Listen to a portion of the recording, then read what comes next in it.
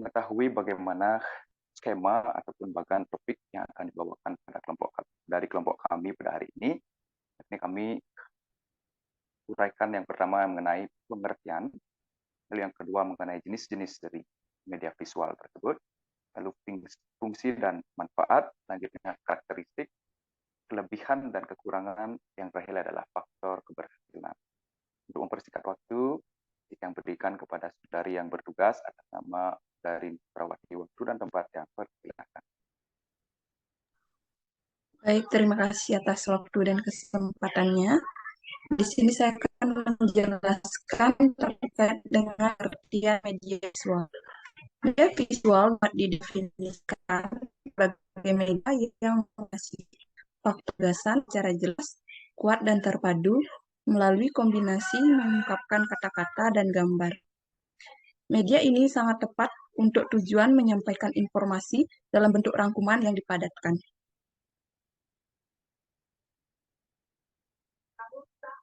Berikutnya yaitu terkait dengan jenis-jenis media visual. Yang pertama yaitu ada media gambar. Foto merupakan media reproduksi bentuk asli dalam 2 dimensi.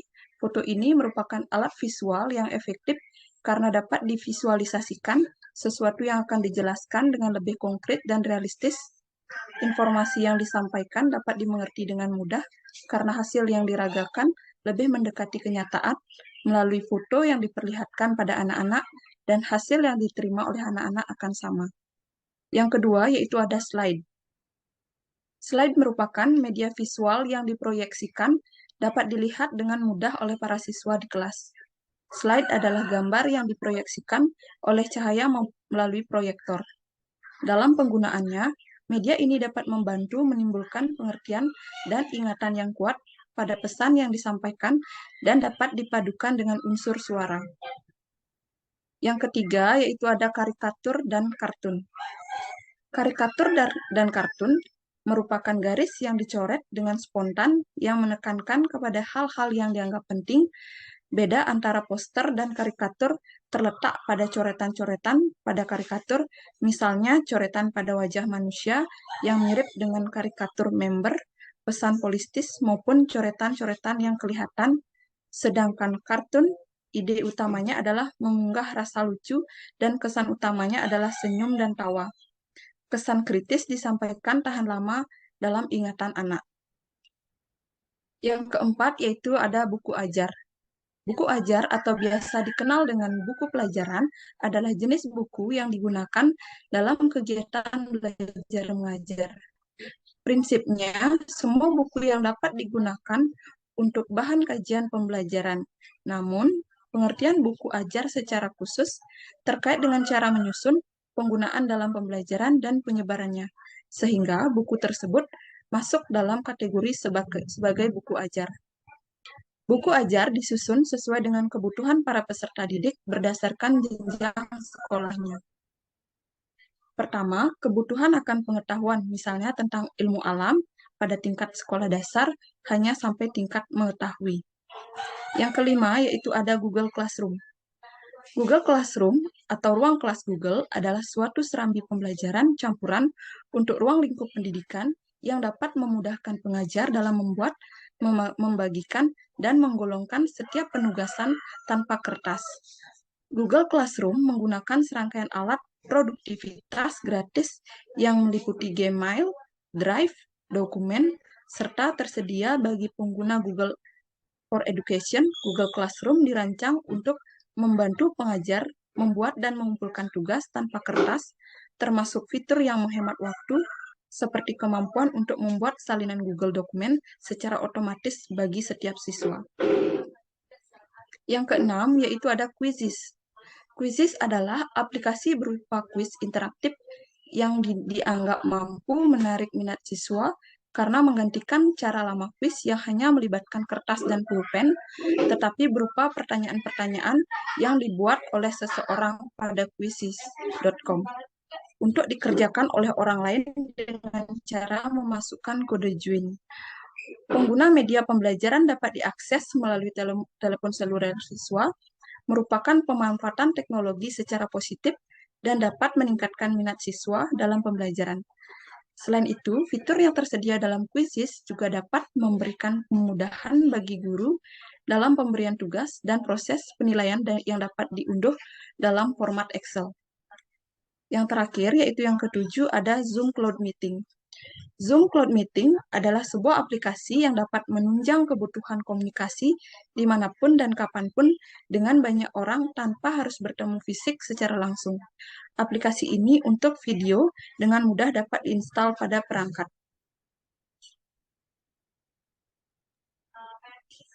Baik, terima kasih rekan yang bertugas dari Sukrawati. Presentasi akan dilanjutkan oleh Bapak Kadek Sudiarto. Waktu dan tempat yang persilakan. Oke, terima kasih untuk kesempatannya.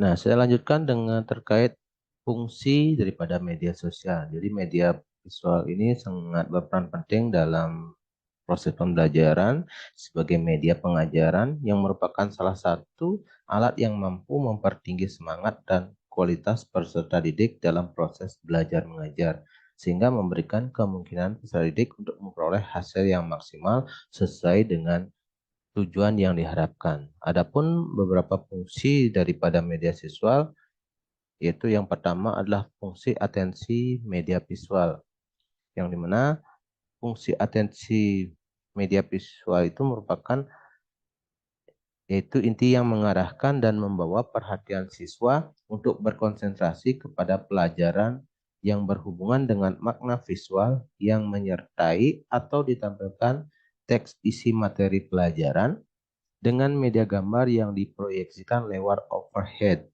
proyektor bisa menarik siswa pada mata pelajaran sehingga semakin besar untuk mengingat pelajaran. Yang kedua adalah fungsi kognitif media visual, di mana artinya adalah mengenai lambang visual atau gambar mempermudah pencapaian tujuan untuk mengingat dan memahami informasi atau pesan yang terdapat dalam gambar. Selanjutnya yang ketiga adalah fungsi afektif media visual. Bisa tampak dari tingkah kenyamanan siswa ketika sedang belajar dan membaca teks yang bergambar. Selanjutnya yang keempat, fungsi kompensatoris media visual yang menyampaikan konteks untuk dapat mengerti teks yang lemah dan membaca untuk menggunakan informasi dalam teks dan bisa mengingat kembali.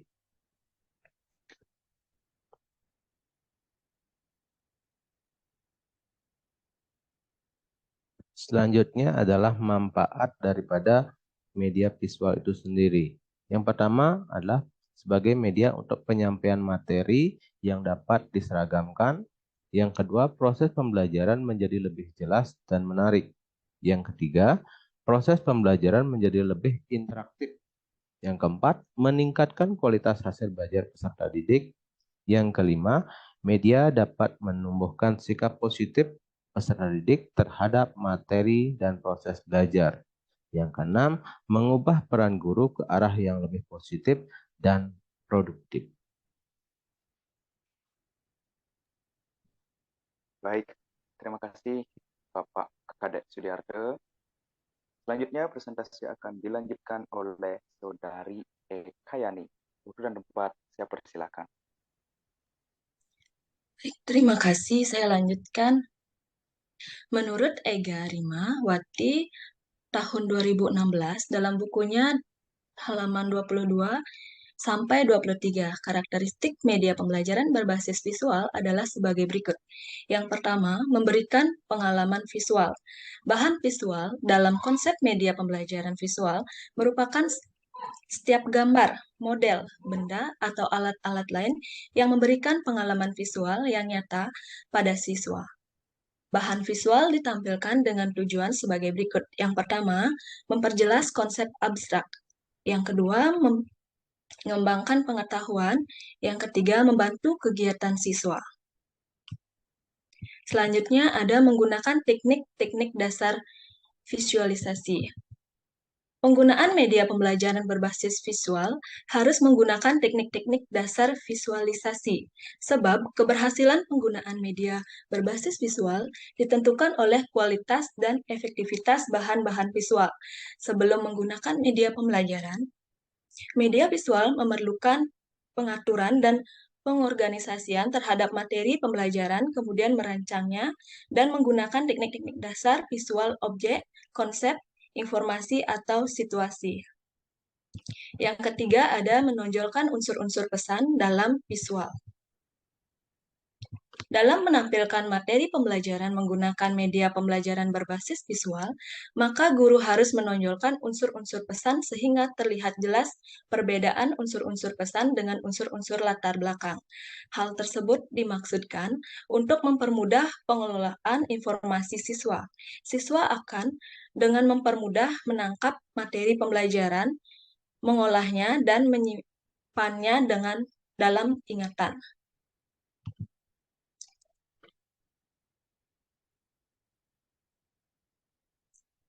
Baik, selanjutnya, prinsip pokok yang harus diperhatikan dalam penggunaan media pada setiap kegiatan belajar mengajar adalah media digunakan dan diarahkan untuk mempermudah peserta didik belajar dalam upaya memahami materi pembelajaran. Menjadi pembelajaran juga digunakan dalam rangka upaya meningkatkan atau mempertinggi mutu proses kegiatan belajar mengajar. Oleh karena itu, harus diperhatikan prinsip-prinsip pergunaan antara lain yaitu yang pertama, penggunaan media pembelajaran hendaknya dipandang sebagai bagian dari integral dari suatu sistem pengajaran dan bukan hanya sebagai alat bantu yang berfungsi sebagai tambahan yang digunakan bila dianggap perlu dan hanya dimanfaatkan sewaktu-waktu dibutuhkan. Yang kedua, media pembelajaran hendaknya dipandang sebagai sumber belajar yang digunakan dalam usaha memecahkan masalah yang dihadapi dalam proses pembelajaran. Yang ketiga, guru hendaknya benar-benar menguasai teknik-teknik dari suatu media pembelajaran yang digunakan. Yang keempat, guru seharusnya mempertimbangkan untung ruginya pemanfaatan suatu media pembelajaran. Yang kelima, penggunaan media pembelajaran harus diorganisir secara sistematis, bukan sembarang menggunakannya. Yang keenam, jika sekiranya suatu pokok bahasan memerlukan lebih dari macam media, maka guru dapat memanfaatkan lebih banyak media yang menguntungkan dan memperlancar proses belajar mengajar dan juga dapat merangsang peserta didik dalam belajar.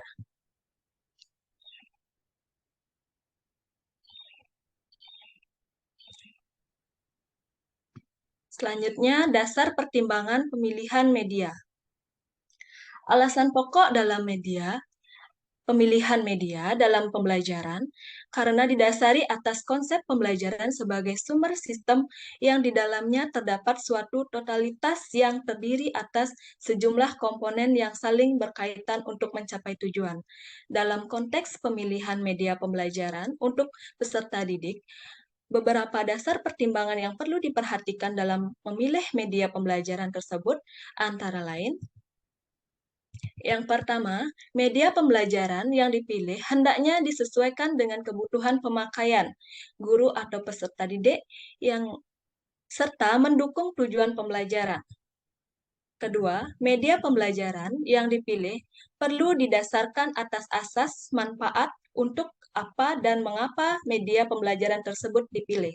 Yang ketiga, pemilihan media pembelajaran hendaknya berposisi ganda baik berada pada sudut pandang pemakaian guru atau peserta didik maupun dari kepentingan lembaga. Keempat, pemilihan media pembelajaran harus didasarkan pada kajian edukatif dengan memperhatikan kurikulum yang berlaku. Yang kelima, media pembelajaran yang dipilih hendaknya memenuhi persyaratan kualitas yang telah ditetapkan. Selanjutnya, yang keenam, pemilihan media pembelajaran hendaknya memperhatikan pula keseimbangan koleksi. Yang ketujuh, Untuk memudahkan memilih media pembelajaran yang baik perlu kiranya menyertakan alat bantu penelusuran informasi seperti katalog, kajian buku, review, atau bekerja sama dengan sesama komponen fungsional seperti guru atau pimpinan lembaga. Yang kedelapan, pemilihan media dapat juga dilakukan dengan mempertimbangkan hal-hal sebagai berikut. Setiap jenis media tentu memiliki kelebihan dan kekurangan. Pemilihan media harus dilakukan secara objektif. Pemilihan media hendaknya memperhatikan juga kesesuaian tujuan pembelajaran, kesesuaian materi, kesesuaian kemampuan anak, kesesuaian kemampuan pembelajaran untuk menggunakannya.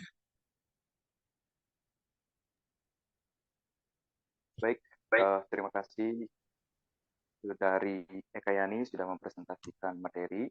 Selanjutnya presentasi akan dilanjutkan oleh Bapak Kadek Sudiarto. Waktu dan tempat saya persilakan. Baik, terima kasih untuk kesempatannya. Saya lanjutkan terkait kelebihan ataupun kekurangan dari media visual ya. Jadi media visual ini tentu memiliki kelebihan dan kekurangan dalam proses pembelajaran. Yang pertama saya akan sampaikan terkait kelebihan daripada media visual. Yang pertama adalah media visual membantu meningkatkan keefektifan pencapaian tujuan dan pembelajaran dengan bahan visual. Yang kedua, media visual memperlancar proses pembelajaran sehingga peserta didik dengan mudah dan cepat menerima materi pembelajaran. Yang ketiga, media visual membantu peserta didik meningkatkan pemahaman dan memperkuat ingatan. Yang keempat, media visual dapat dibaca berkali-kali dengan menyiapkan atau mengelipingnya.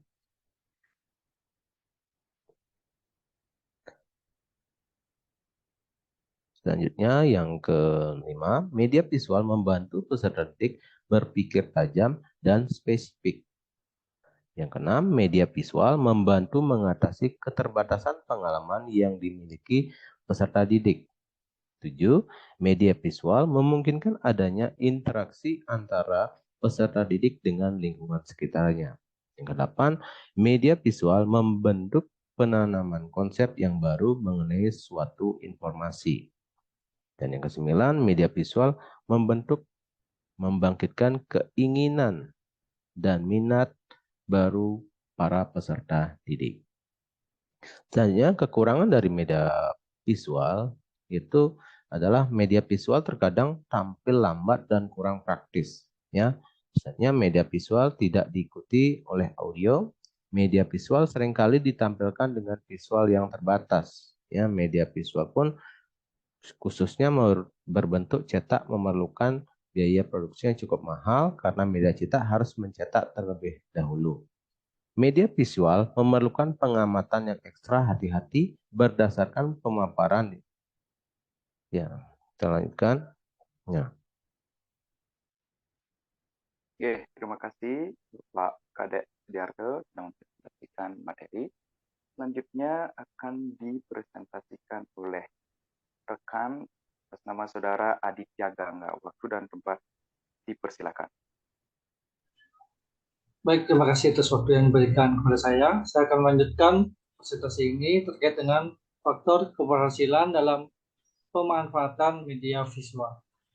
Dalam proses belajar mengajar, menggunakan media pembelajaran yang sesuai dengan materi pembelajaran yang disampaikan akan dapat meningkatkan motivasi belajar siswa yang berujung pada meningkatnya prestasi belajar siswa.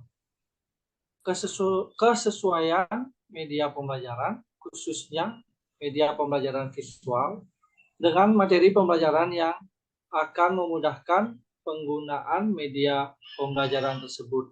Nah, pada dasarnya ada banyak faktor yang mempengaruhi penggunaan media sosial dalam pembelajaran, yakni yang pertama, media pembelajaran visual mempunyai kelebihan dapat menayangkan gambaran nyata tentang benda atau peristiwa sehingga siswa lebih dapat memahami materi pembelajaran karena melihat secara langsung. Selanjutnya, media pembelajaran visual mempunyai kemampuan untuk menampilkan gambaran yang jelas dapat dilihat siswa sehingga memudahkan guru dalam menerangkan materi yang disampaikan oleh guru kepada siswa. Media pembelajaran visual dapat memusatkan perhatian siswa karena tampilannya yang menarik. Media visual dapat membantu siswa dengan mudah membandingkan dua benda yang bersifat bentuk, ukuran, dan warna. Baik, selanjutnya panduan perancangan visual untuk materi yang efektif. Merancang sebuah visual dimulai dengan mengumpulkan atau pembuatan gambaran individual dan unsur-unsur teks yang ingin digunakan. Asumsinya adalah seorang guru telah menentukan kebutuhan dan minat para peserta didik terkait dengan topik dan memutuskan tujuan yang ingin dicapai melalui visual yang sedang direncanakan. Baik, yang kembalikan lagi kepada moderator. Terima kasih. Terima kasih kembali, Saudara Aditya Gangga. Nah, dari semua pemaparan materi yang sudah dipresentasikan oleh rekan-rekan yang bertugas, dapat diambil kesimpulan bahwa menggunakan media visual secara tepat dan variatif dapat mengatasi sikap ataupun proses pembelajaran yang pasif atau baku, sehingga menimbulkan elan vital atau gairah untuk edukendumnya lebih meningkat dalam proses pembelajaran, yang dimana memungkinkan interaksi langsung antara siswa dengan pendidik serta lingkungan sekitar dan realita yang ada, memungkinkan siswa untuk belajar sesuai dengan minat dan kemampuannya yang dimiliki. Jadi penggunaan media visual dalam pembelajaran dapat membantu anak dalam memberikan pengalaman yang bermakna bagi dirinya sendiri, tidak hanya sebatas materi sebagai kumparan untuk menyelesaikan suatu kurikulum semata, namun dapat berguna sebagai prioritasnya dalam mengembangkan skill yang dia punya secara mutual. Sehingga penggunaan media visual pembelajaran dapat mempermudah siswa dalam memahami sesuatu yang abstrak menjadi lebih konkret dan lebih nyata dan bermakna. Baik, sekian yang bisa dipresentasikan dari kelompok 3. Apabila ada salah kata, salah ucap, salah perilaku yang tidak sengaja maupun sengaja, mohon dimaklumi dan mohon dimaafkan. Sebab tanhana wong swasta lulus, tidak ada manusia yang sempurna. Oleh sebab itu, mari sama-sama untuk introspeksi diri untuk menjadi yang lebih baik. Sekian,